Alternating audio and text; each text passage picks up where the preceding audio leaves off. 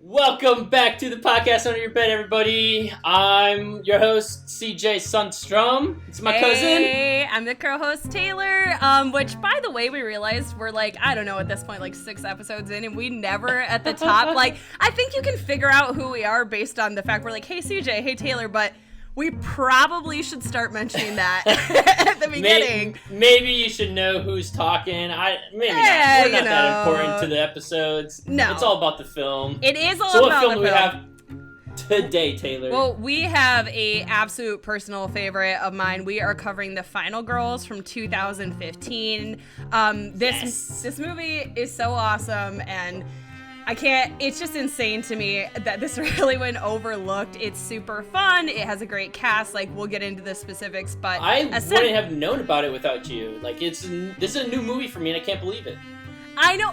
It really is shocking, though, because, again, when you go through the cast list, you're how did I not catch this? And it's just a really fun, really easy watch.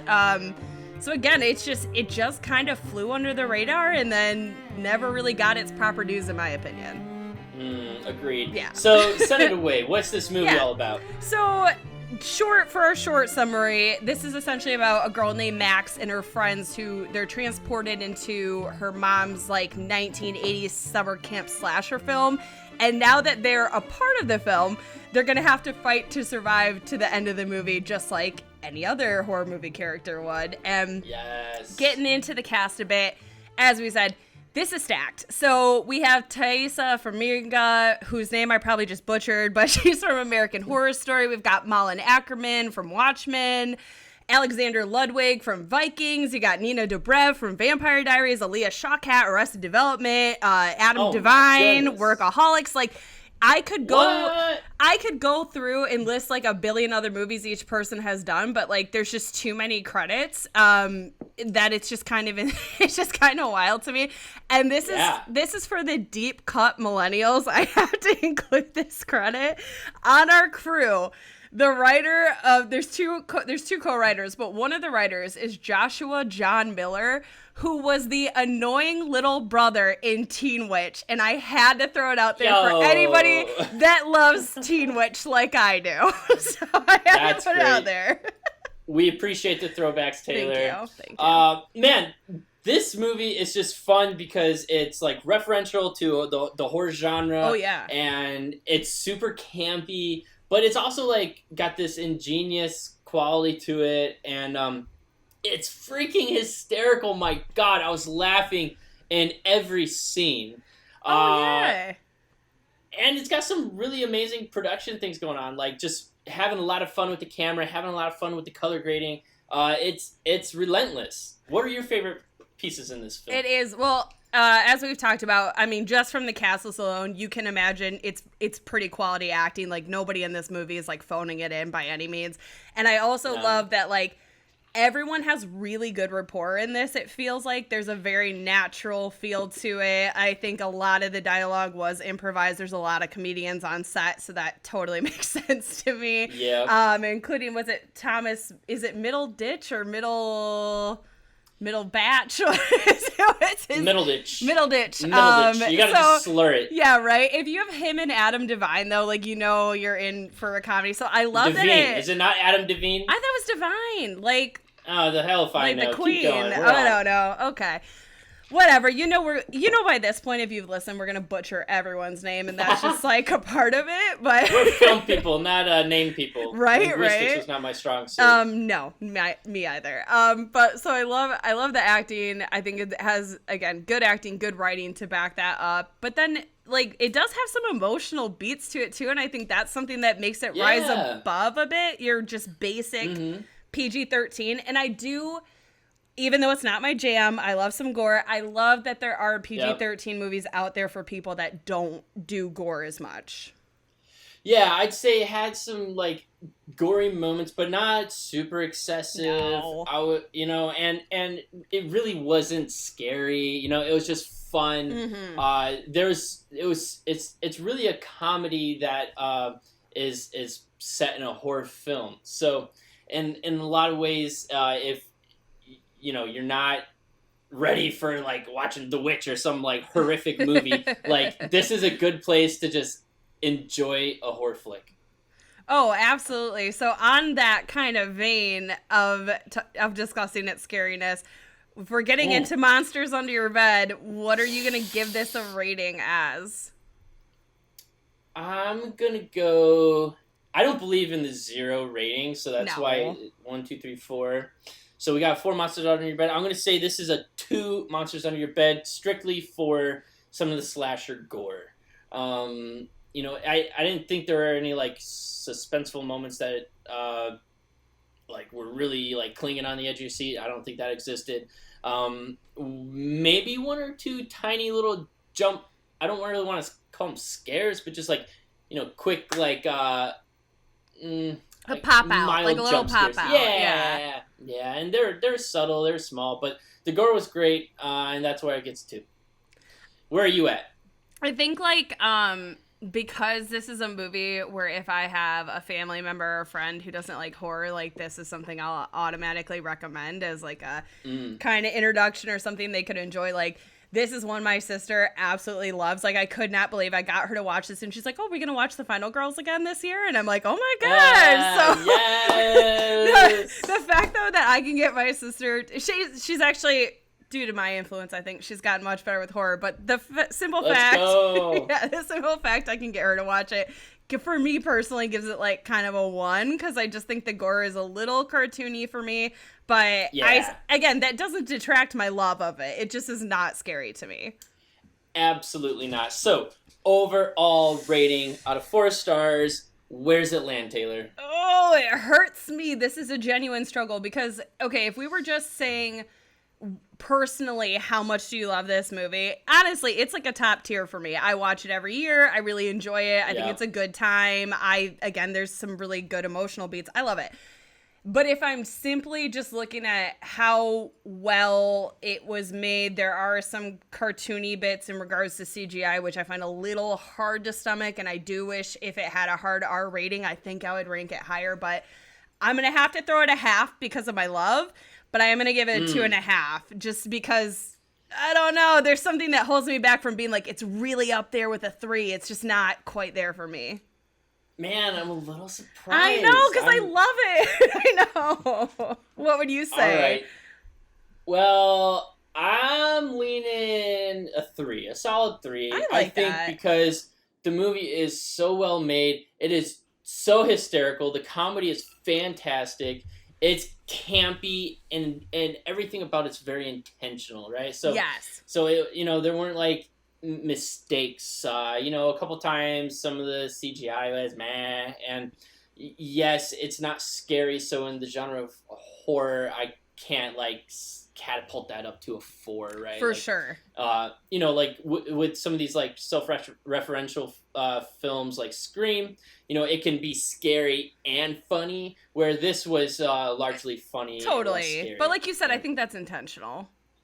Yeah, very much so. So that's where I am at that, and you know what? I'm gonna change it now. You got me to the 3. You got me to the 3. I love it so much, and hearing you say that, I'm like, you know what? He's right. Like, I can't just be like, oh, it's not scary enough, or the CGI isn't up to my particular caliber, so that automatically ranks it down. You converted me. You did it. I mean, to me, it feels like you should rank it based off of like what the intention of the filmmaker was, right? Yes. And I think they accomplished their goals, and it was a low budget for what it was. Oh my God, yeah, they crushed this film. So that being said, that's the end of our spoiler-free section, y'all. If you're hanging around, we are going to spoil this movie for you, so you better grab the themed cocktail with us when we come back, and hang tight because we got some deep dive critique. Can't wait. Welcome to the podcast Under Your Bed. There'll be drinks, critique, and perhaps a few murders.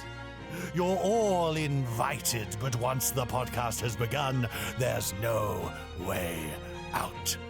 The ghosts are waiting, so won't you join me for the podcast Under Your Bed?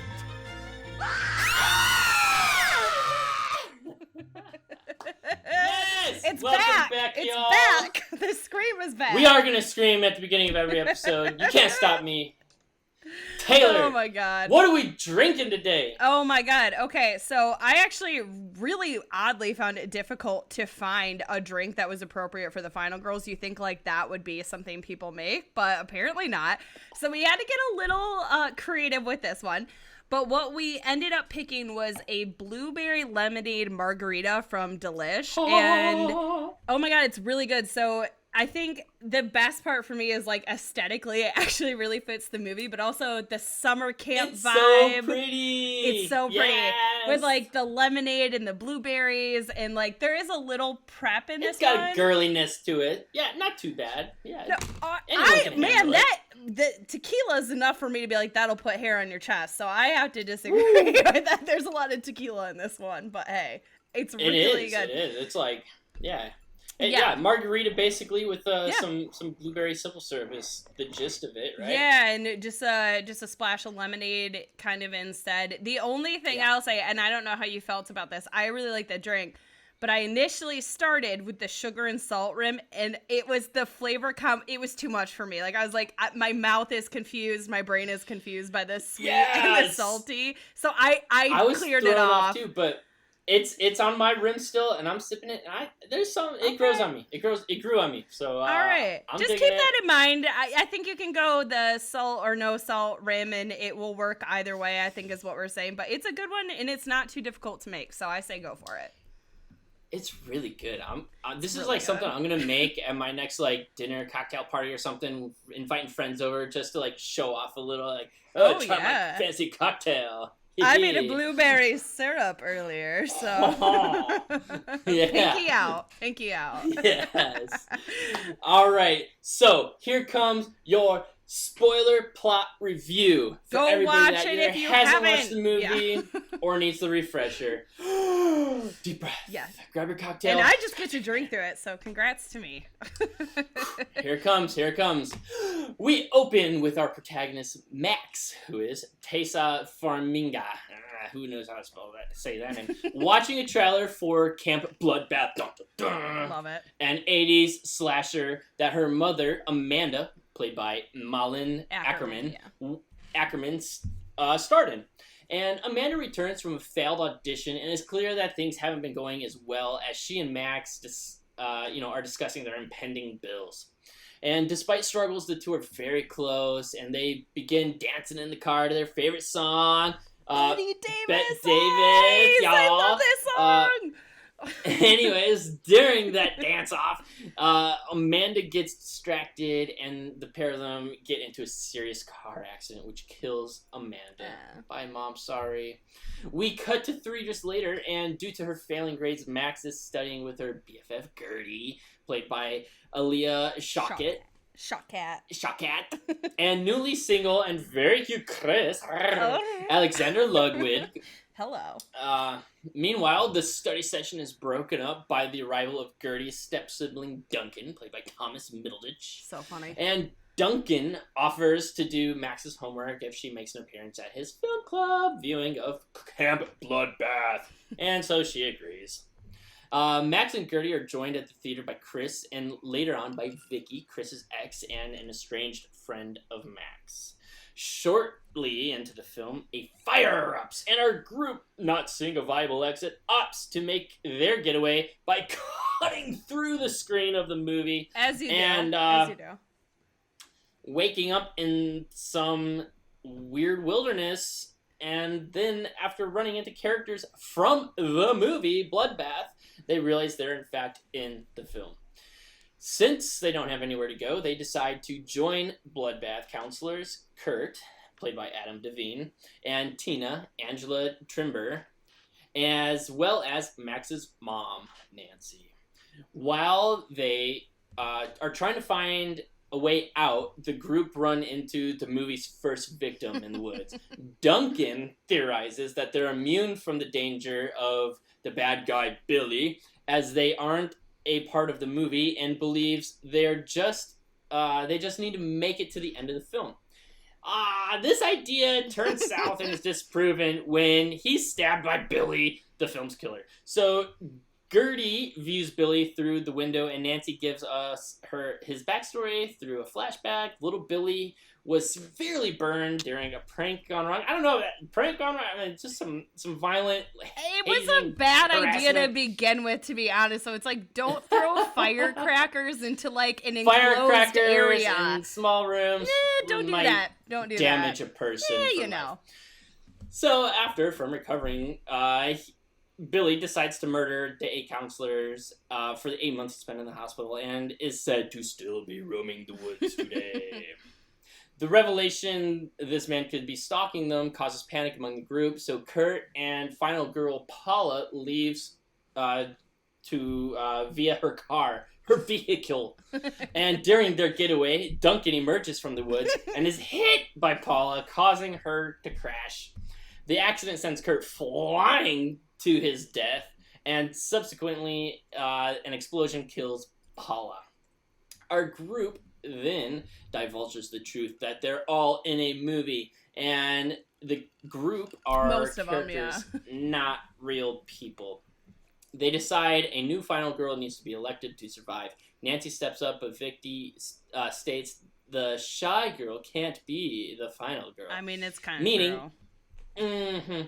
Meaning Max is the only viable candidate. The group takes the offense and devises a plan to kill Billy. While preparing, Max, Gertie, and Vicky make amends, and later Max makes a plan to take Nancy back to the real world with her because, it's her mom. It's her mother. The plan starts off strong with Billy getting lured in by Tina's striptease action. However, she panics and falls face first into a bear trap. Ouch!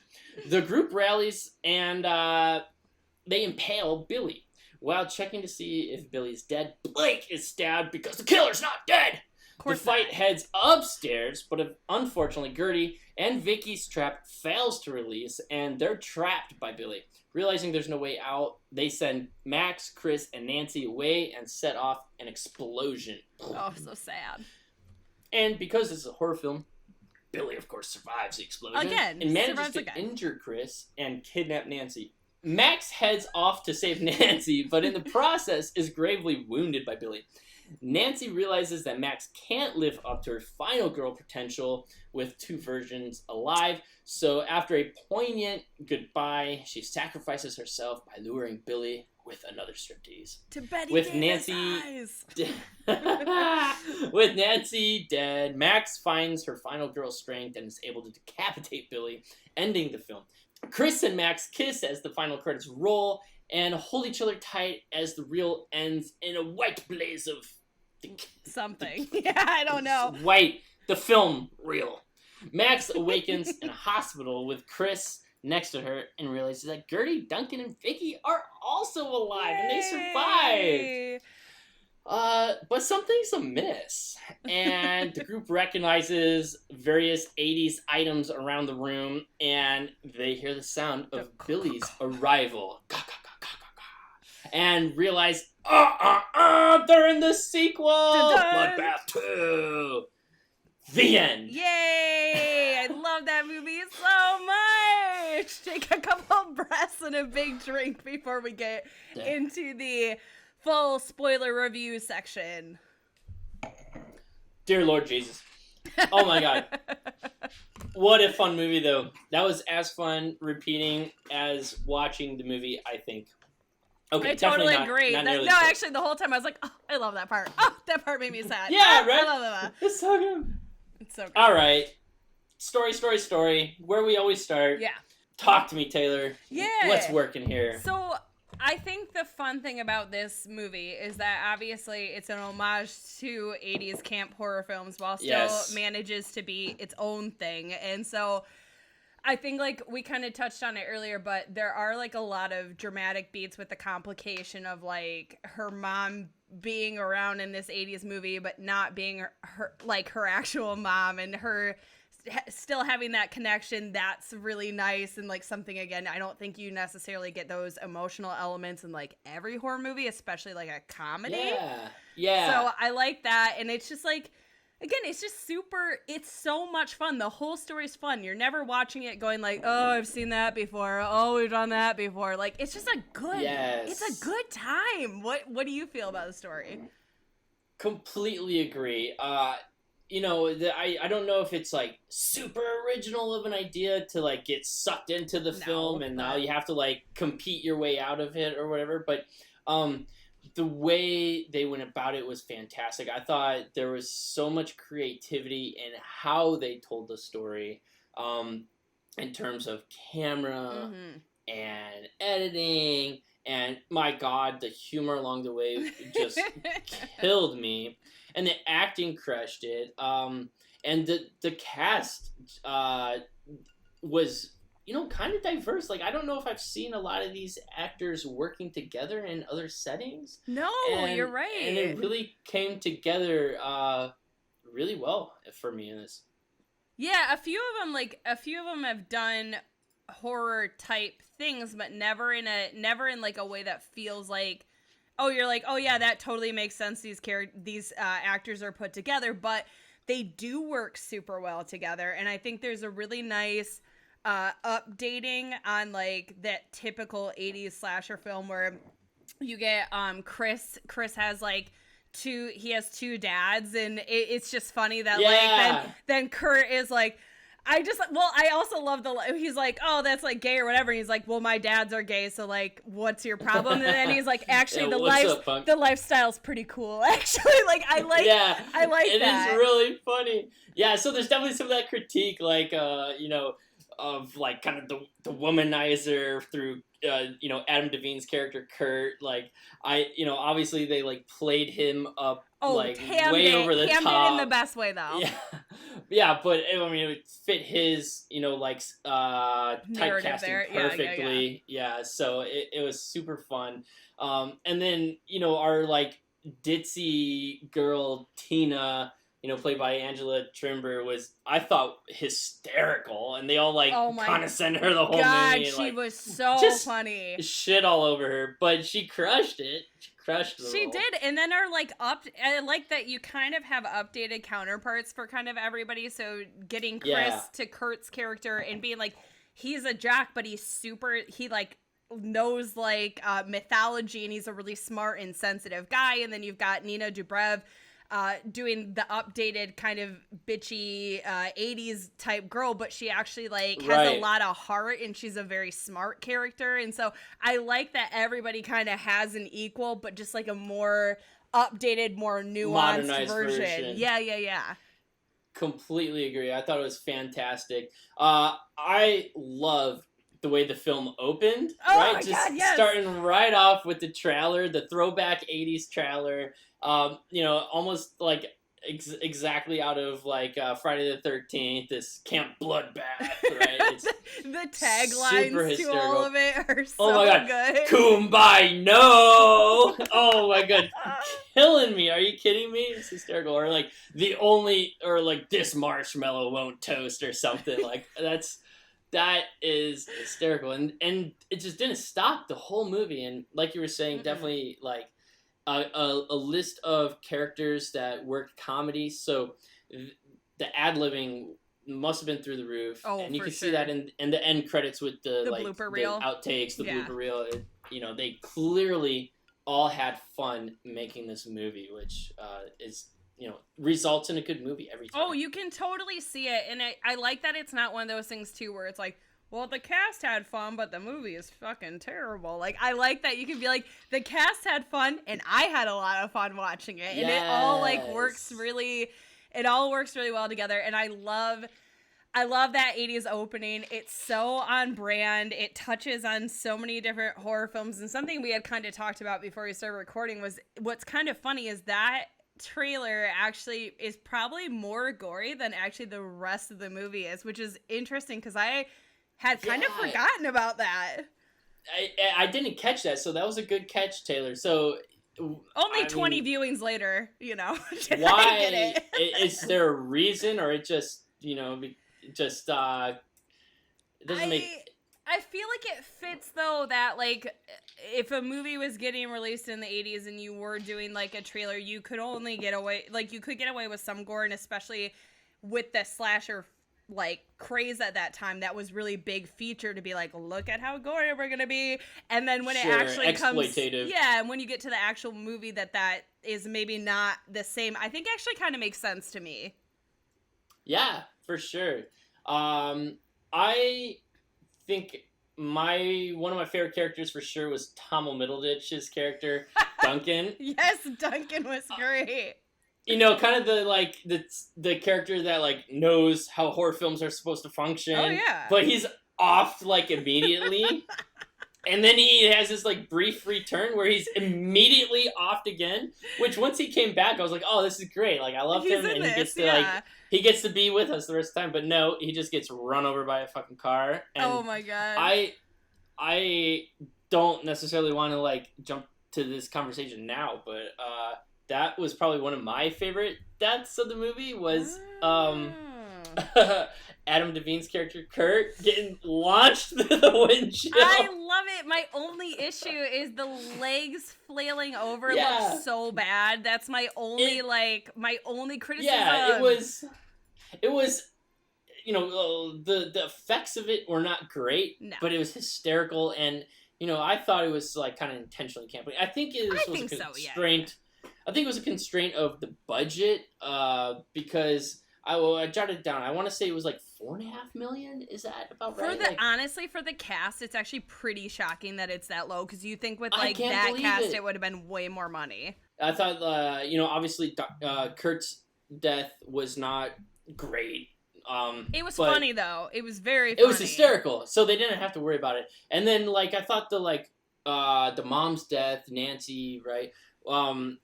That car crash wasn't like the best effects, but the cinematography in it was super interesting with like the rolling camera rolling with the car. I did like that, yeah. So there were really cool things happening, and where they cut corners, they got away with it because they were doing something good with camera, or they were humorous moments, and then they really brought it in like the final scenes with like, you know, Billy jumping through the window. Like that sequence was awesome for effects. It feels like two different movies in a way, like you're saying that. Like it really because I swear, like as I was typing my notes, I was like, oh my god, this looks actually fucking awesome. And like even that final scene where it's so heavily stylized, but like in a way that I totally love. But you're right, I think you're right. I think they put the money where they felt like it made the most sense, and then cut corners on the other, and I totally respect that. Now that you brought that up, that totally makes sense to me. Yeah, and you know, it was a pretty simple set, you know, it's one location largely, and then they spent money on a cast, and it worked. It showed up on screen. I think it totally pays off. I think that was absolutely the right call, because I think that's one of the things for me that works so well in this movie is all the different characters' dynamics, and again, how well they seem to work together. But I love every character, and I think that is such a testament to like good acting and good writing, being like, there's not a single character in this movie that I don't like. So, what did you think of Max as the final girl? Oh, I mean, she fits the bill. She's American Horror Story legend. Like, you know, everybody's at least seen the first season. She is very much, her style is that's just kind of how she looks and how she acts. So I get she might not necessarily come across as like she's not a Sidney Prescott, let's say. She's not going to be legendary status like that, just because I don't think that's the vibe she gives off. But I think she fits it well for this film. What did you think? No, agreed. I think what's really fun about the film is that there's really 3, potentially 4 final girls, right? Yeah. Where you have the new final girl, Max, and then you have her mom, who, like, you potentially at times think that she may become the final girl, and in a way is a final girl. Totally. And then, of course, you have the badass Paula, original final girl from the 80s version of the movie, and even Gertie you know, and she's Vicky. almost, Even them too. Yeah, and Gertie and Vicky, at times had the potential to, are they gonna be the final girl? So I would say in terms of like the story, I was always on the edge of like who actually is gonna make it out alive. I didn't know, right? And then you were kind of on your seat, like, well, if you die in the movie, do you die in real life? Totally. And you actually never get a resolution to that question because you die in the movie. Oh, now you wake up in the sequel. So right. I thought it was hysterical. It's brilliant. Well, and I love that too because, like, typically speaking, if you bring characters back, I'm kind of like, roll my eyes, like, how basic is that, But in a situation like this, where every character is so likable, and because it is a comedy in a way, you don't really want the stakes to be as high as they are in, like, a very, very serious horror film, where when they're all back, Fair. I'm going, yeah, like, I'm so happy we're having these characters back. I'm glad they didn't die, and especially Gertie and Vicky have a really sad death, actually. Like, their death scene is super heartbreaking, and I love that they're back then. Like, it was. I actually thought that was like the most emotionally climatic moment of the film. I thought it actually trumped the mom-daughter moment at the end of the movie. When Nancy like sacrifices herself. Yeah. And, it was a touching scene, but I don't know if it like emotionally was as ripping as kind of that friendship moment, which they really built up with the prior scenes. So, for sure. Agreed. Yeah. No, for sure. I think with like her mom, it's a very expected resolution where then you get these two, and it's so very reminiscent of many of our relationships through high school, through junior high, through middle school, how those change and how you fall out with people or you have misunderstandings with people, and then you've got this kind of like weird dynamic, but then them coming together at the end and being like, I really do love you, and I don't want it to be weird, and I want us to be friends, is a little bit more unexpected. So I think maybe that's where I get where you're saying there's a little more emotional weight to it. Yeah. It felt like it was like a bow tie that had to be put on the movie with the resolution between the mother and daughter, right? Mm-hmm. And then, that being said, while it wasn't like as emotionally impactful, it was still a freaking fantastic ending where she walks out in this like it almost reminded me of like a Mortal Kombat stage or something. Totally where agree. when you get these like flat wide shots of like this super campy scene with the church and the grass field. Almost like the end of Kill Bill or something. The thunderstorm and the in the back. Yeah, the stormy like red clouds and like the purplish smoke, like super campy, almost like a Super Smash Brothers like staged battle arena. And then what else is she gonna do but strip to get the killer to come? I know, but then it was funny because you get Tina's striptease, which is like, I think it's what, Pour Some Sugar on Me, right? Is that the song they use? My god. I think the tagline for this film is best striptease ever. Like, that was hysterical. Like, that was one of my favorite parts of the movie right there.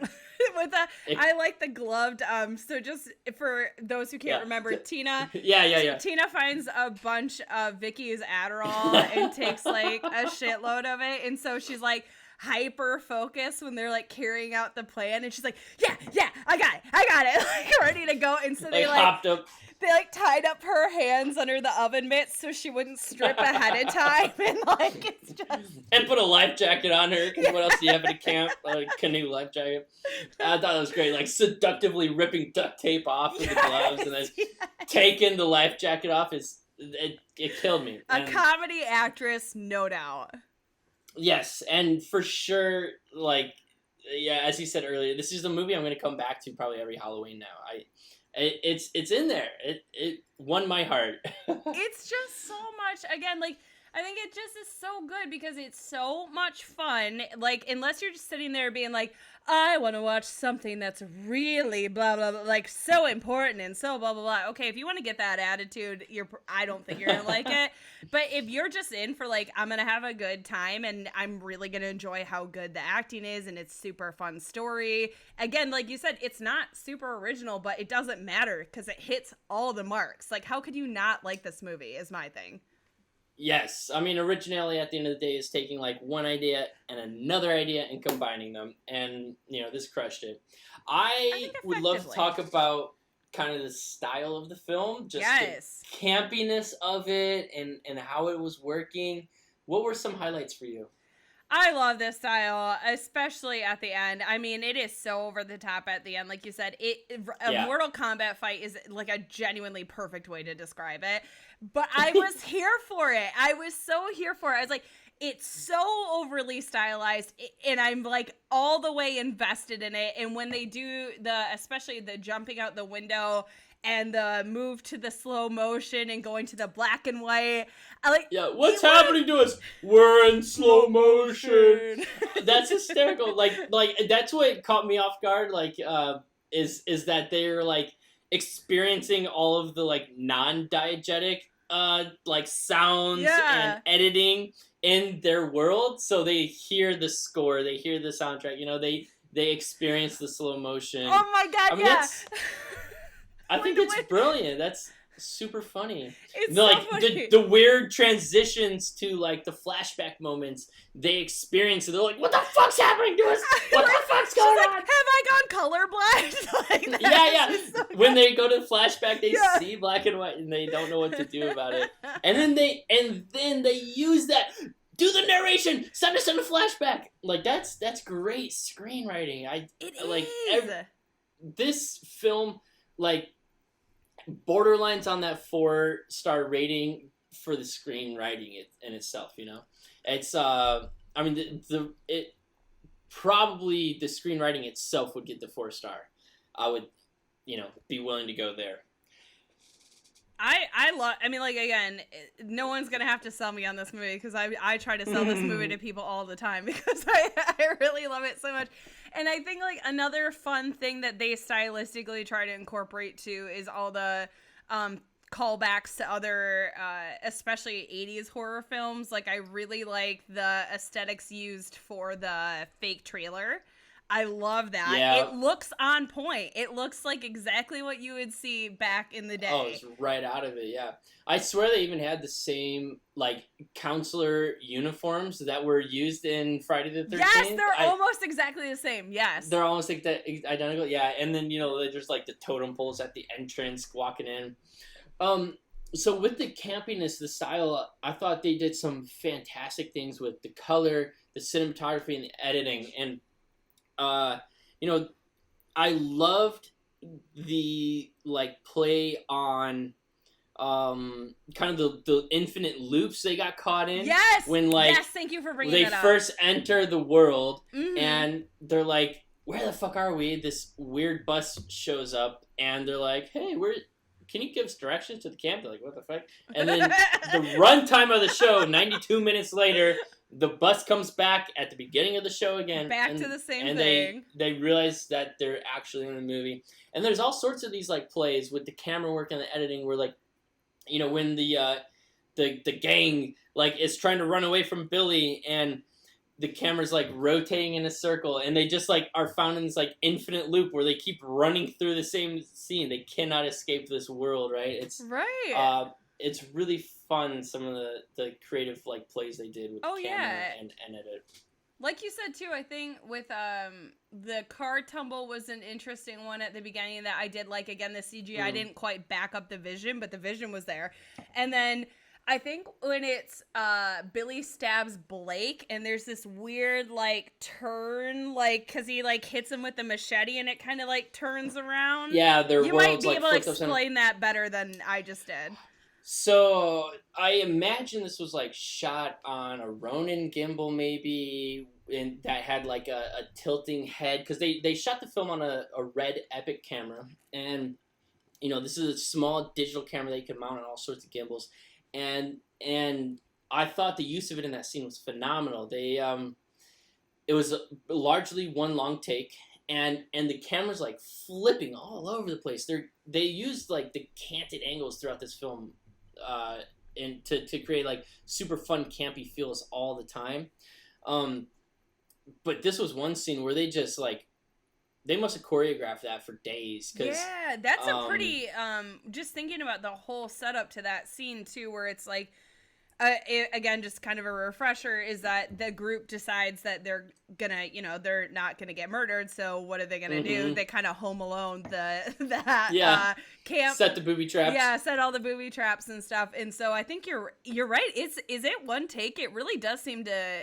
It goes for a minute at least. For a very large portion of the beginning of that scene, yeah, the second that Tina offs herself. Which was probably, I might have to take it back, might have been my favorite death of the film. She trips into the bear trap. And, but the camera, pushes in on Blake and, starts tilting. And then it, starts running around the room, getting everybody's, distorted views. And yeah. super fun. And they did this throughout the film, right? Like you said, the car crash. But there was one that kind of threw me off, where I was like, "Whoa!" The cinematography of it was starting to catch my eye, because I was like, "What are they doing here?" Ooh, which one was that? When Nancy and Max, mom and daughter, first drive off in the car in the very beginning of the movie. Oh, Amanda.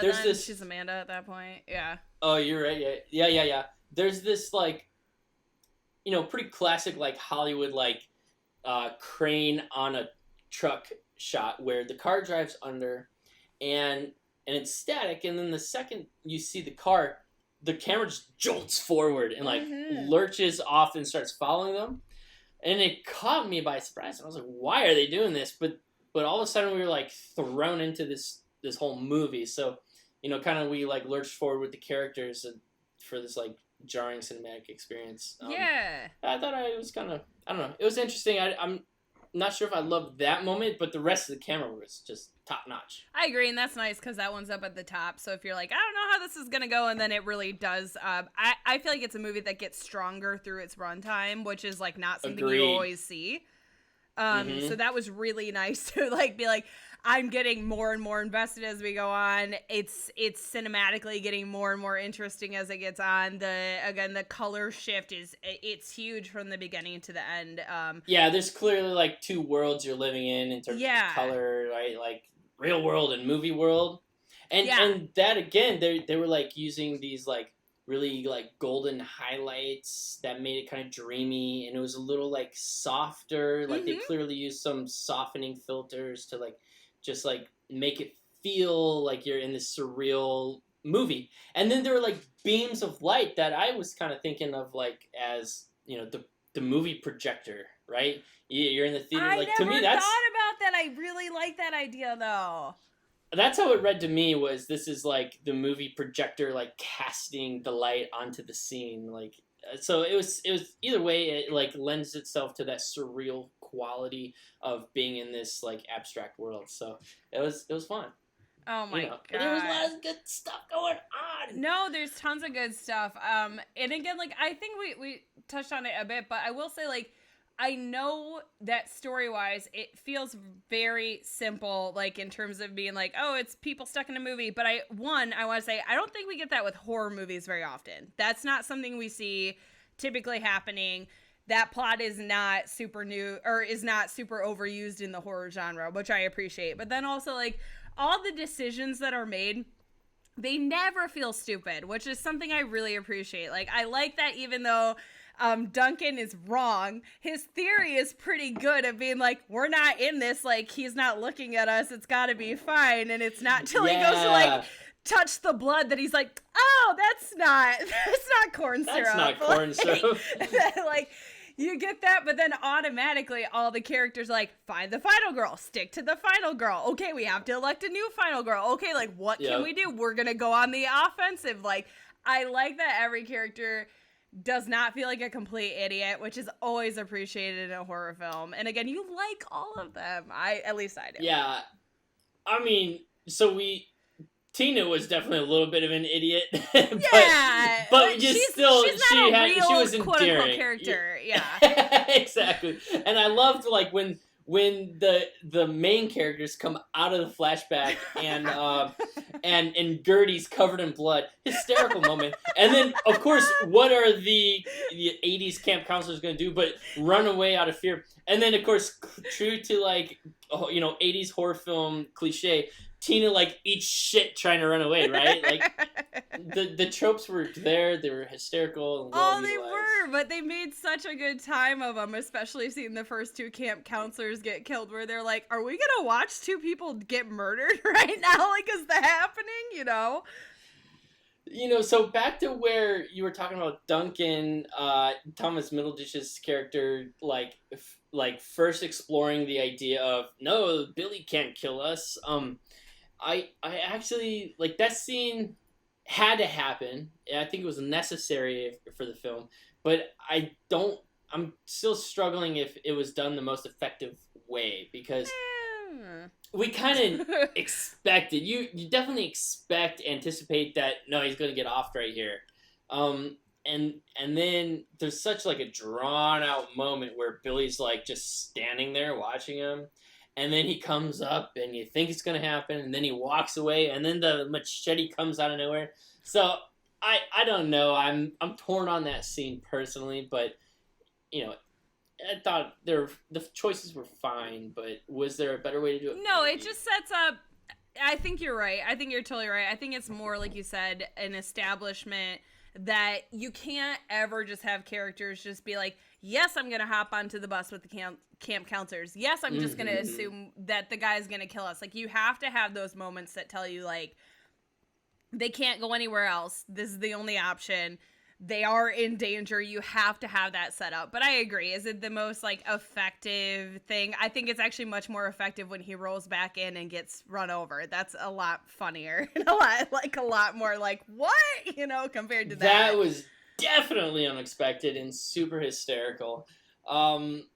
Honestly, what else you got? Because this film was just so great, top to bottom. So great. I do definitely want to point out, I want to make sure I am not forgetting all my reference points, but I did appreciate, as like a horror movie nerd, some of the more subtle, or I guess not, you know, honestly, it's probably not that subtle of reference points. Like the Billy being put on the antlers is an obvious throwback to Silent Night, Deadly Night. So I was pretty jazzed to see that. Now we've seen it in a couple different movies since that one came out, but that's so iconic. And then kind of having like the plot line of the burning put in this with like all the Friday the 13th, like more camp style references, opening in a hospital like Halloween 2 for the ending. Like, I love all those. It just shows that you have people who really understand horror, but can also have a good time with it. And appreciate the genre. Right, yeah, but not take it too seriously either. They're throwing the callbacks out, but they're not like hammering it over your head. Obviously, it's a very Jason-esque villain, but I think that's the point, because at that time, too, it was just like knockoff after Michael Myers, you know? Yes, 100% agree.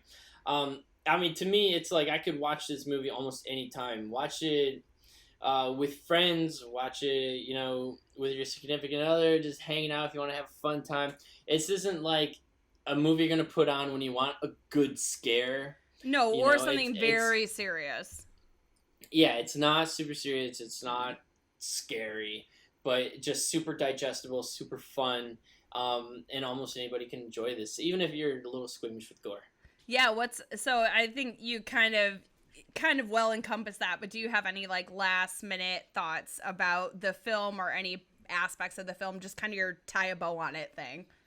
Yeah, so I would love to understand like where the marketing was on this, because I had never heard of it. I imagine they spent $4.5 million on making the movie as best as it could be and just forgot about the advertising. And I don't know. I would love to know how successful it was. I don't even know if it was in theaters or if it had a like, you know, straight to Netflix release or something like that.